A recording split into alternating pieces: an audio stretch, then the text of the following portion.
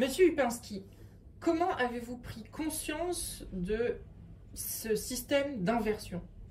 Ben écoutez, ce système d'inversion remonte très loin. Mais vous me posez la question au débeauté, et le premier souvenir de cette inversion date de ce qu'on appelait à l'époque les guerres coloniales.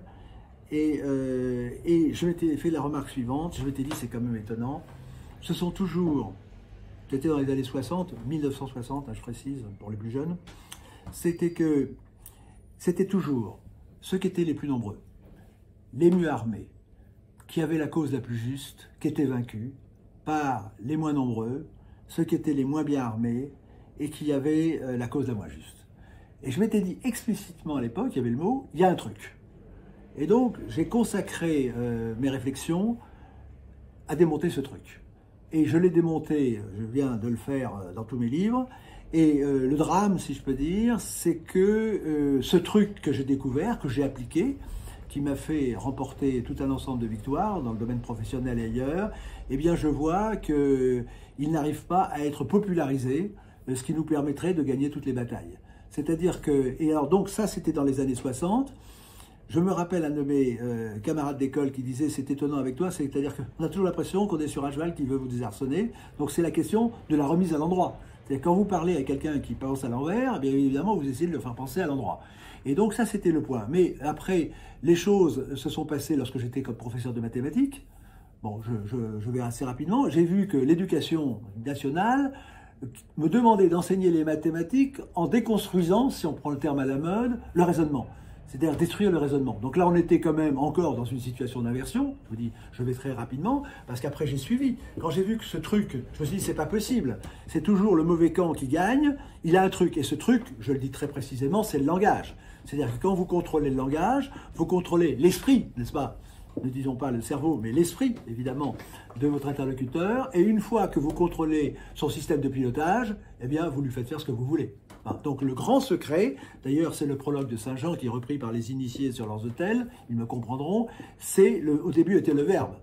Tout a été fait par lui et rien n'a été fait sans lui. Donc pour se faire Dieu, eh bien il faut s'emparer du Verbe. Et celui qui s'empare du Verbe devient Dieu. Et nos ennemis, je n'ai pas peur de les citer, sont les maîtres du Verbe.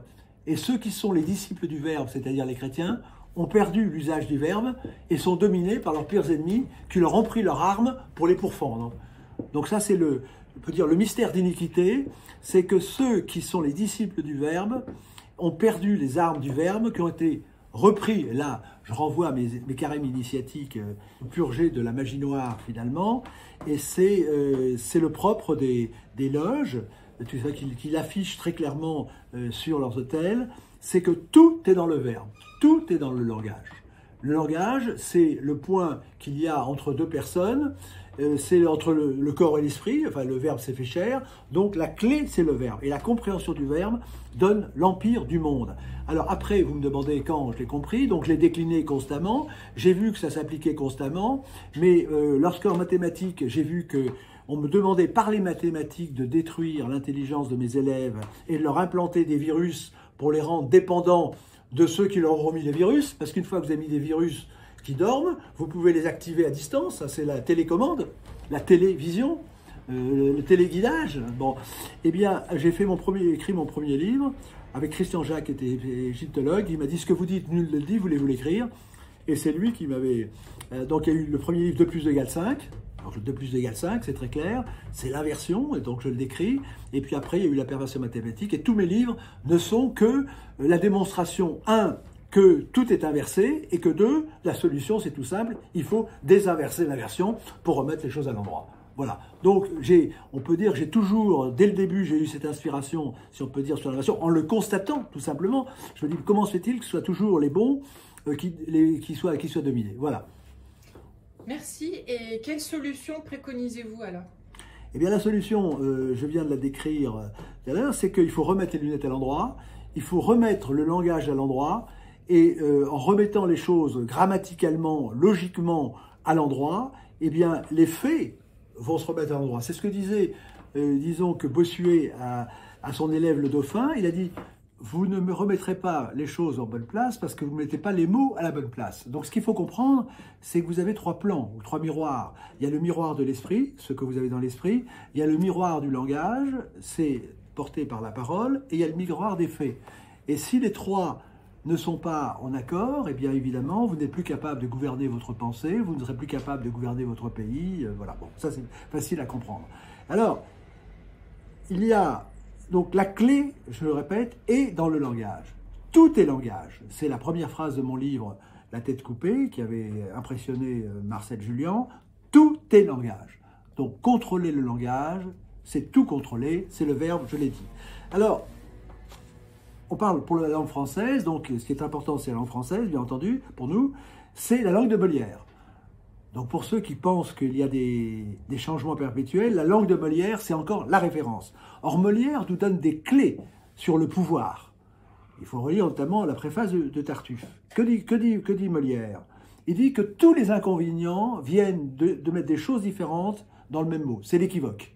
L'équivoque, c'est l'âne de Buridan. Si c'est équivoque, vous avez des mots qui ne veulent rien dire et votre esprit n'est pas rimé. C'est ce que disait Bossuet. Premièrement.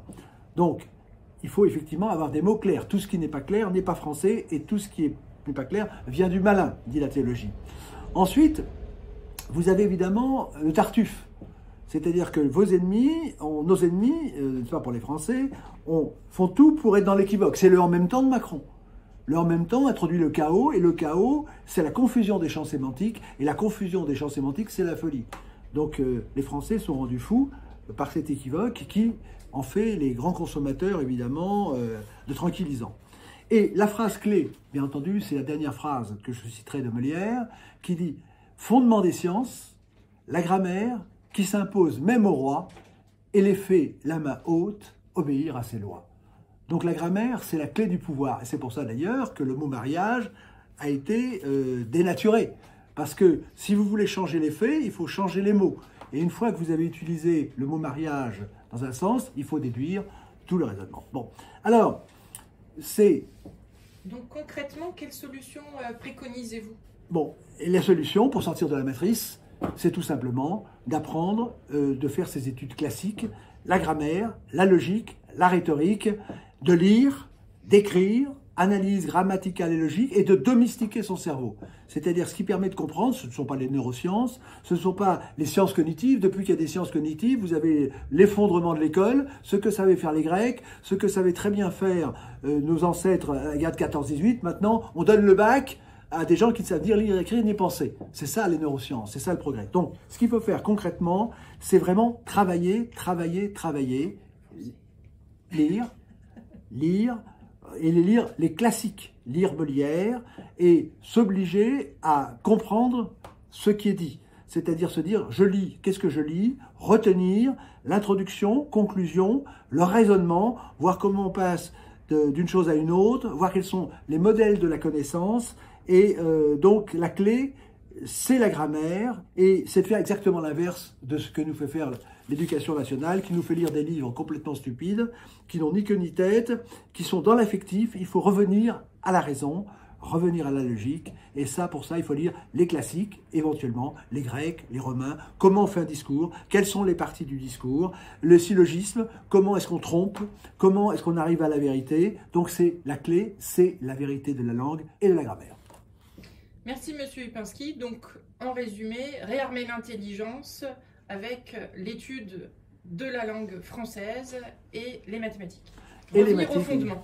Et lire, et aller sur mon site Réarmer l'intelligence pour les clés du reste, pour la clé de la politique. Et je redirai seulement une chose très importante.